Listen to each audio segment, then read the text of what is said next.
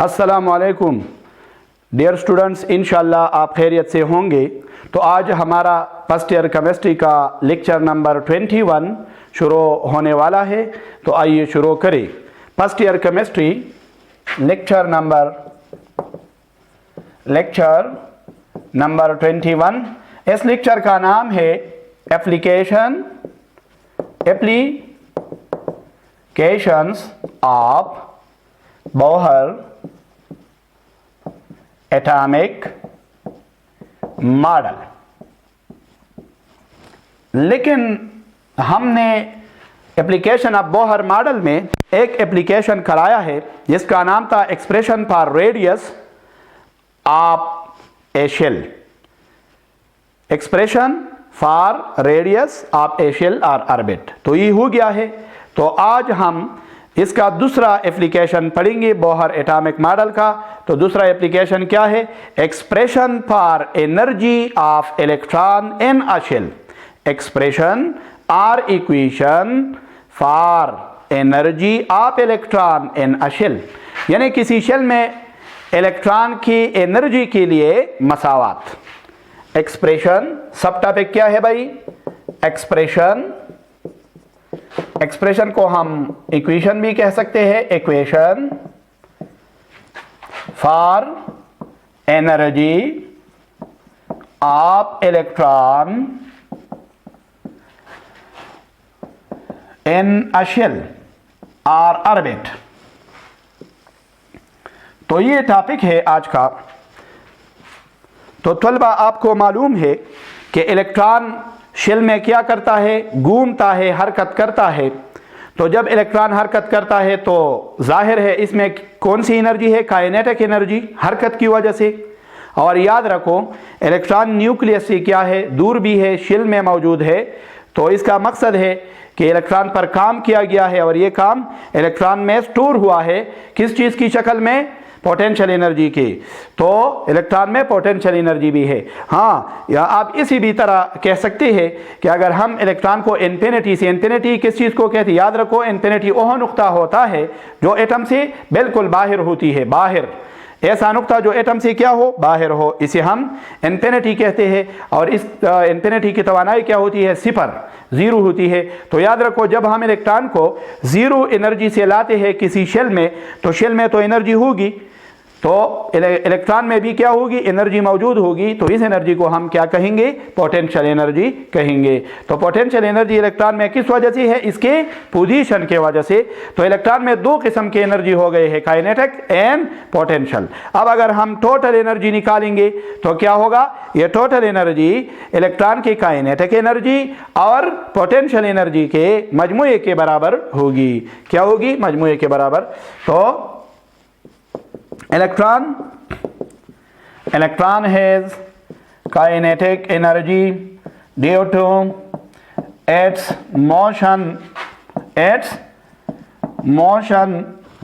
and potential energy due to its position.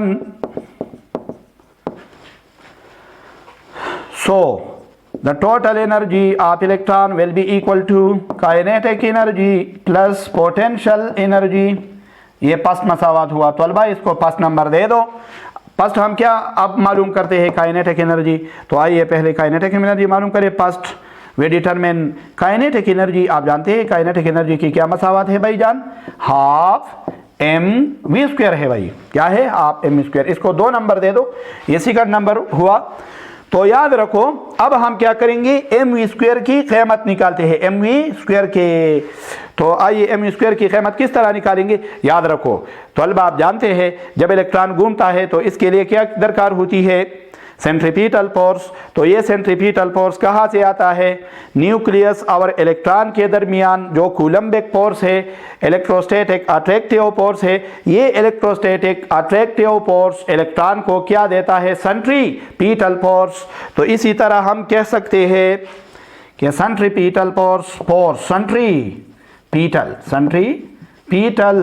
force is provided by Coulombic force। तो centripetal force की कीमत आप पहले से जानते हैं भाई कि इसका कीमत क्या है? तो देखो आप बिल्कुल जानते हैं सेंट्रीपिटल फोर्स की क्या कीमत है, mv स्क्वायर बटा r बाई r। इसी तरह कूलम्बिक भी आप जानते हैं कि क्या है, 1/4 पाई एप्सिलॉन नॉट r है। Q1 की जगह क्या लगाई, 4000 इलेक्ट्रॉन, Q2 की जगह क्या लगाई, 4000 nucleus, Z each divided by क्या हो गया भाई, 1/4 पाई एप्सिलॉन नॉट Q1 Q2 बटा r स्क्वायर। तो ये क्या है, r स्क्वायर है, क्या है भाई, r स्क्वायर। तो ये कीमत है। अब क्या करें, ये mv स्क्वायर बटा बाई r है, तो ये क्या, 1 को ज़रब दे दो इसमें, Z E square divided by क्या हो जाएगा, 4 pi epsilon not r square हो जाएगा। ये r एक r के साथ कट जाएगा, तो mv स्क्वायर क्या हुआ, mv square is equal to Z E square divided by 4 pi epsilon not r आ गया। तो ये mv स्क्वायर की क्या है, कीमत है। देखो ये क्या है, mv स्क्वायर की कीमत है। अब ये mv स्क्वायर की कीमत लगा दो भाई किस चीज़ में, इस मसावात में, काइनेटिक एनर्जी की मसावात में, यहाँ रखो। तो मैं रखता हूँ भाई, देखो पुटिंग द वैल्यू, पुटिंग यहाँ में लिख दो, पुटिंग द वैल्यू आप क्या, mv square an equation second में रखो भाई, ये इक्वेशन सेकंड है। तो काइनेटिक एनर्जी बिल्कुल निकल आएगी। क्या है भाई, 1/2 mv स्क्वायर की कीमत है Z E square divided by 4 pi epsilon not r। तो क्या बन गया, 1 को इसमें ज़रब दे दो, तो काइनेटिक एनर्जी की कीमत बिल्कुल आसान हो गई है। Z E square divided by क्या है, 2 इंटू 2 into 4 तो मल्टीप्लाई करो 8 आ जाएगा, 8 पाई एप्सिलॉन नॉट r आ गया है। ये काइनेटिक एनर्जी है। अब हम क्या मालूम करेंगे, पोटेंशियल एनर्जी। तो आइए पोटेंशियल एनर्जी की तरफ हम जाते हैं। तो पोटेंशियल एनर्जी बिल्कुल आसान है भाईजान। पोटेंशियल एनर्जी वर्क की बराबर होती है, काम की बराबर। किस काम की, जब हम इलेक्ट्रॉन को न्यूक्लियस से ऊपर शेल में ले जाते हैं तो क्या होता है, वर्क। क्या होता है, वर्क होता है। तो इस वर्क को हम पोटेंशियल एनर्जी कहेंगे। या जब इन्फिनिटी से हम इलेक्ट्रॉन लाते हैं किसी शेल में तो क्या हो जाएगा, ये वर्क हो जाएगा, काम हो जाएगा। तो पोटेंशियल एनर्जी क्या हो जाएगी भाई, ये वर्क है असल में। तो देखो, now we determine potential energy. Potential energy, तो पोटेंशियल एनर्जी क्या है, वर्क डन की बराबर होगी। और वर्क डन आप जानते हैं कि क्या है, potential energy is equal to work done F D cos theta. Theta लगाओ, थीटा क्या है, मैं आपको बताता हूँ कि थीटा क्या है। याद रखो, परस करें ये हमारे पास क्या है, एटम है, और ये एटम में क्या है भाई, शेल। ये क्या है, इसका शेल है। शेल की ये क्या है, r रेडियस है, और ये क्या है भाई, इलेक्ट्रॉन। क्या है, इलेक्ट्रॉन, और ये न्यूक्लियस है। तो देखो कि ये इलेक्ट्रॉन क्या है, ऊपर है, शेल में मौजूद है। लेकिन याद रखो, ये इलेक्ट्रॉन जब न्यूक्लियस से ऊपर जाता है तो फासिला किस जानिब तय करता है, ऊपर के जानिब। तो r को हम किस तरफ लेंगे, ऊपर के जानिब। याद रखो, r क्या है भाई, ऊपर के जानिब है। लेकिन ये न्यूक्लियस इलेक्ट्रॉन को किस तरफ खींचता है, नीचे के जानिब। तो हम न्यूक्लियस के फोर्स को लेते हैं जो न्यूक्लियस लगाता है इलेक्ट्रॉन पर, तो इसे हम क्या कहते हैं भाई, कूलम्बिक फोर्स। तो कूलम्बिक फोर्स किस जानिब है, नीचे के जानिब। किस जानिब, नीचे। न्यूक्लियस इलेक्ट्रॉन को नीचे के जानिब खींचता है। यानी मकसद ये हुआ कि r क्या है, रेडियस, ऊपर के जानिब, और कूलम्बिक फोर्स किस जानिब है, नीचे के जानिब। तो इन दोनों में कितना दाविया बन गया है, देखो भाई 180 का। कितना है, 180। इसी तरह ये डिस्टेंस d है, 2d r के बराबर ले लो। f क्या है, कूलम्बिक फोर्स।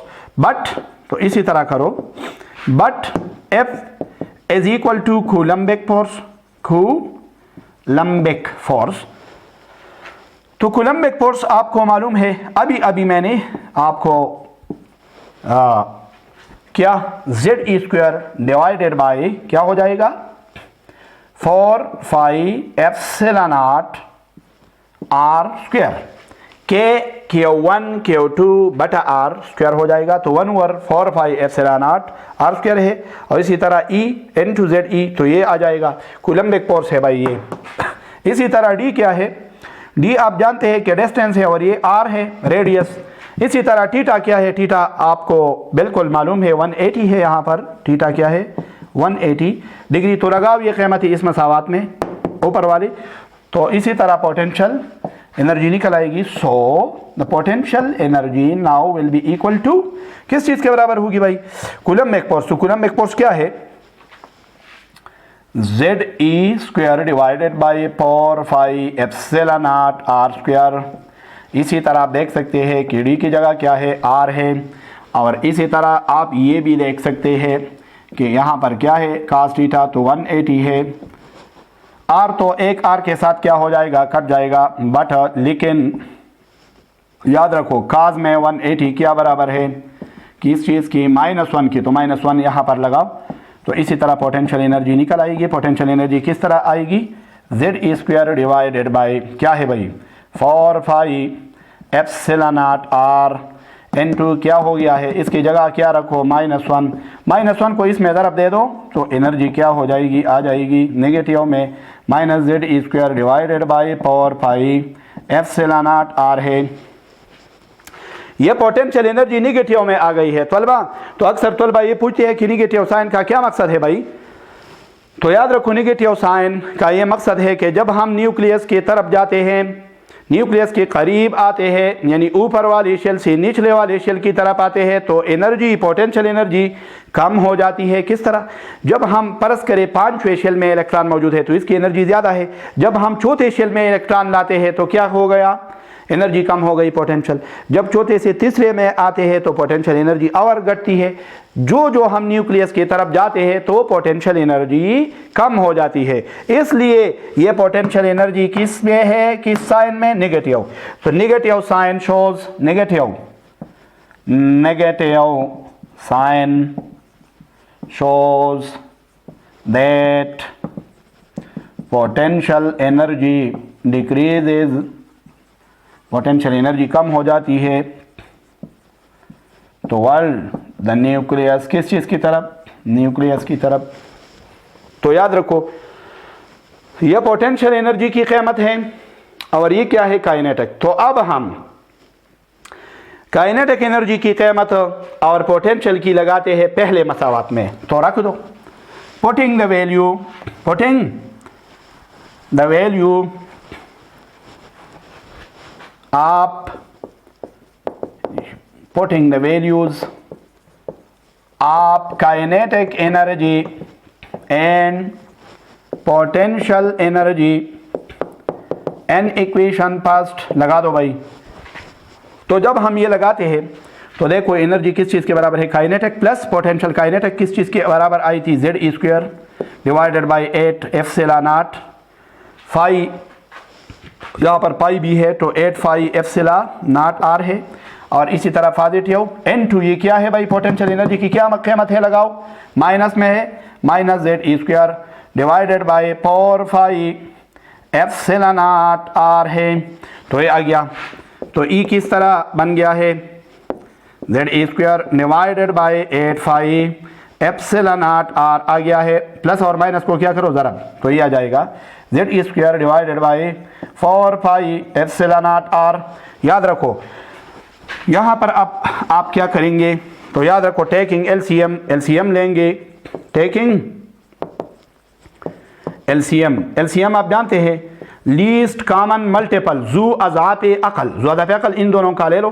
तो अज़ात अकल आप ले सकते हैं बिल्कुल आसानी के साथ। किस तरह ले लें, ये क्या है भाई 8 एप्सिलॉन नॉट R है, ये क्या है 4 एप्सिलॉन नॉट R है। तो इन दोनों में कौन सा है जो दोनों को तकसीम करे, ये है भाई। तो रखो ये 4 एप्सिलॉन नॉट R, तो इस पर ये भी तकसीम होगा। अगर 8 को 4 पर तकसीम करे तो क्या आता है 2, और ये इनके साथ क्या हो जाएगा काट 2, और ये बराबर है तो 1 आ जाता है भाई। 1 को किस चीज़ में ज़रब दो, 2 में, और 2 को 4 में, 2 4 8 हो जाएगा। तो इसी तरह एलसीएम आ जाता है 8 एप्सिलॉन नॉट R, क्या आ जाएगा, एलसीएम क्या हो गया है भाई 8 पाई एप्सिलॉन नॉट आर, तो ये ई बन जाएगा 8 पाई एप्सिलॉन नॉट आर। अब क्या करें, इस एलसीएम को इस पर तकसीम करें 4 पर, 4 पाई एप्सिलॉन नॉट आर पर तकसीम करें तो 2 आ जाएगा। 2 को क्या करें, यहाँ पर कोएफिशिएंट है 1, 2 को 1 कोएफिशिएंट में ज़रब दे दे तो क्या जाएगा 2 जेड ई स्क्वायर माइनस, अब इसी तरह करें कि ये 8 पाई एप्सिलॉन नॉट इस पर तकसीम करे तो 1 आ जाता है, बिल्कुल बराबर है दोनों। 1 को इसमें ज़रा दे दे, कोएफिशिएंट 1 है तो ये आ जाएगा जेड ई स्क्वायर। तो अब एनर्जी आ गई है, क्या है भाई, यहाँ पर 1 है, यहाँ पर 2 है, तो 1 से 2 दूर करें तो क्या हो जाएगा, तफरीक करें माइनस में आ जाएगा, -1, 1 यहाँ नहीं लिखना भाई, आसान है, तो minus Z E square divided by क्या है 8 पाई एप्सिलॉन नॉट आर आ गया है।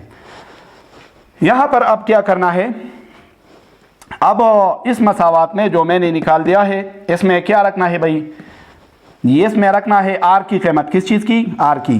बट लेकिन हम जानते हैं आर इज इक्वल टू, मैंने निकाला था आर, तो इसकी कीमत क्या थी, N square H square epsilon not बटा या divided by Z E square phi M, ये कीमत है भाई आर की। तो ये आर की कीमत यहाँ पर डालो तो एनर्जी आ जाएगी। So energy is equal to क्या, माइनस जेड ई स्क्वायर, और ये क्या है 8 पाई एप्सिलॉन नॉट आर है, आर की कीमत यहाँ पर क्या है एन स्क्वायर एच स्क्वायर, और इसी तरह ये क्या है एप्सिलॉन नॉट डिवाइडेड बाई क्या भाई Z E square phi M. आप देख सकते हैं मैंने डाल दिया है, ये भी एक डिवीजन है, ये भी है, मैथमेटिकल उसूलों की मुताबिक क्या हो जाएगी, उल्टा हो जाएगी ज़रब में, किस चीज़ में, ज़रब में, तो उल्टा करो ये ज़रब में, तो इंशाल्लाह बिल्कुल एनर्जी निकल आएगी। यहाँ पर लाओ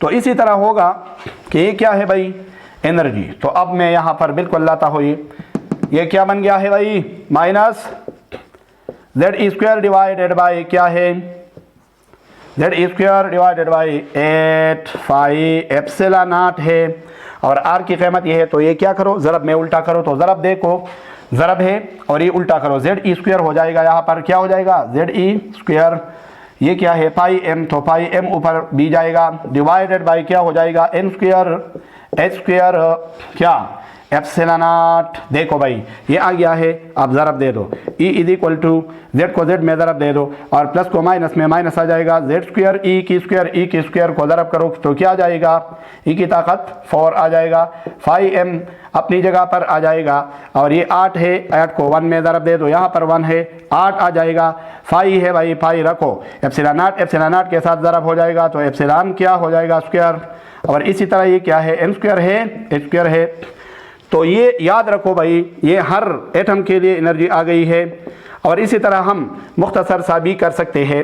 किस तरह मुख्तसर करते हैं ये निकालो भाई, ये इसी तरह हम निकालेंगे कि माइनस है और ये क्या है ई की पावर फाई एम, तो सिंपल करो इस तरह ये निकालो, ये क्या रहता है भाई जेड स्क्वायर, तो ये जेड स्क्वायर होगा, यहाँ से क्या निकालो 8, ये क्या है पाई एप्सिलॉन नॉट स्क्वायर है, epsilon not square divided by क्या एच स्क्वायर डिवाइडेड बाई ये क्या है भाई एन स्क्वायर, तो एन स्क्वायर यहाँ पर आ जाएगा।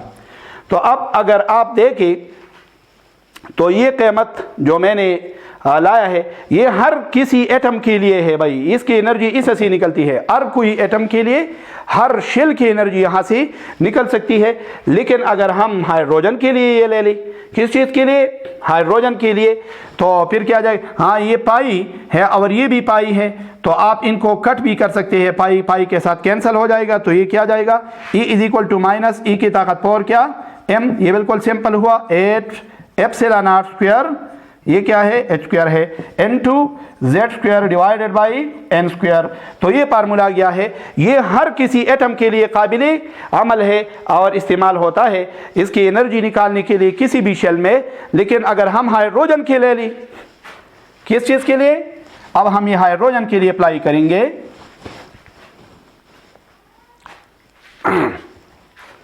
अब ये हम हाइड्रोजन के लिए अप्लाई करते हैं, तो किस तरह पार हाइड्रोजन, किस चीज़ के लिए, हाइड्रोजन के लिए, तो अजीज तलबा हाइड्रोजन का एटमी नंबर आप जानते हैं Z क्या होता है 1।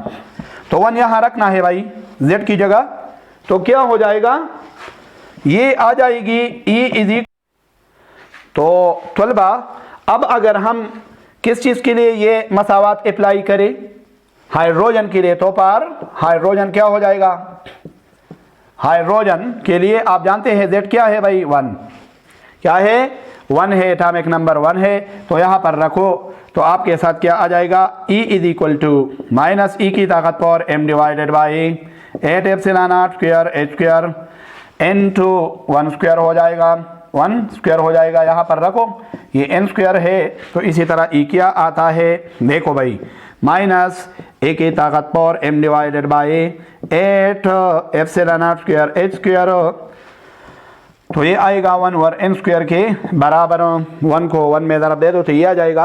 अब आप ये साबित कर सकते हैं कि इसकी कीमत आप मालूम करें इस चीज़ के, तो किस तरह मालूम करेंगे भाई, बट लेकिन E की ताकत पर m divided by 8 epsilon not square h square है।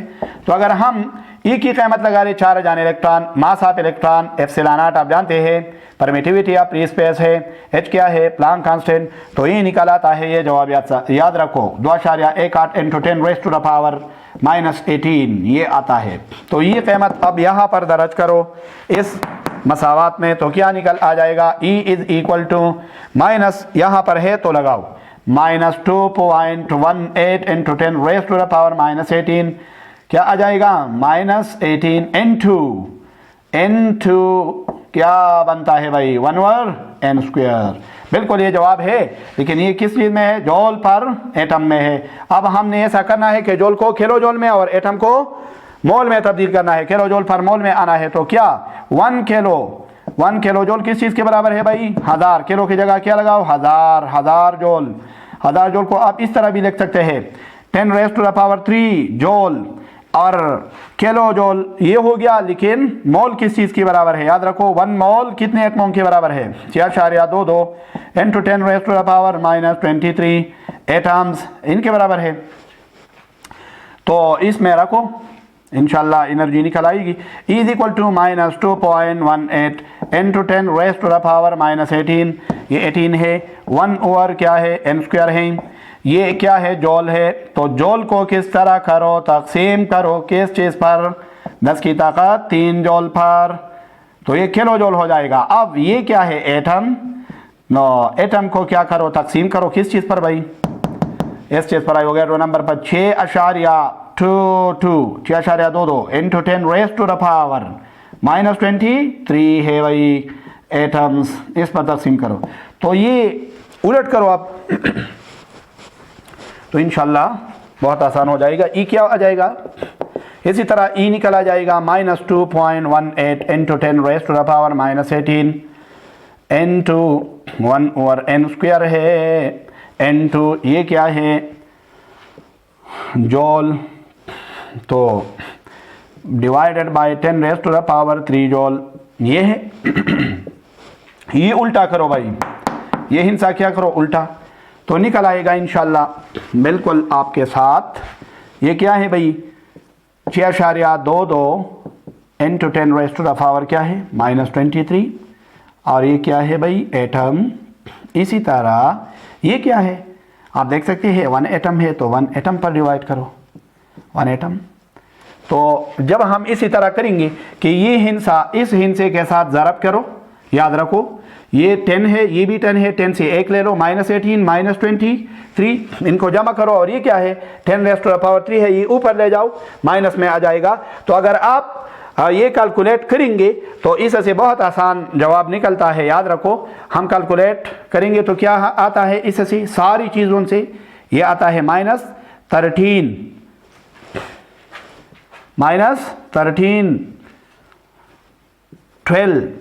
12.36 ये आता है, और ये इंटू 1 ओवर n स्क्वायर है।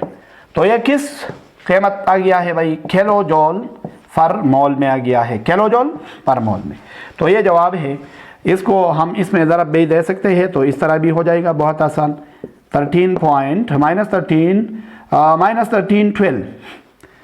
0.36 बाय क्या है n स्क्वायर। और ये जवाब किस चीज़ में आ गया है, किलो जूल पर मोल में। तो ये एनर्जी निकल आई है भाई, ये बिल्कुल सादा सा मसावात है। तो ये आज का टॉपिक था। n क्या है भाई, शेल नंबर है। आप खुद किसी भी शेल की एनर्जी मालूम कर सकते हैं। n की जगह आप लगा सकते हैं 1 भी लगा सकते हैं, 2 भी लगा सकते हैं, 3 भी लगा सकते हैं, 4 एंड सो ऑन। पुट करो यहाँ पर शेलों की नंबर और हासिल करो एनर्जी ऑफ द शेल या इलेक्ट्रॉन की एनर्जी। तो आप इसी तरह जनरलाइज करेंगे, En आप लिख सकते हैं यहाँ पर। अगर पहला शेल है तो n की जगह क्या रखो 1, E1 हो जाएगा। इसी तरह 2 है तो E2 हो जाएगा। आप बिल्कुल इस तरह लिख सकते हैं। ये एनर्जी का मसावात था। आज का टॉपिक बहुत लंबा चौड़ा था, परेशान मत होना, ऐसे बात ये टॉपिक होते हैं, लेकिन मैंने इंशाल्लाह अच्छी तरह से पढ़ाया है और आप अच्छी तरह समझ जाएंगे।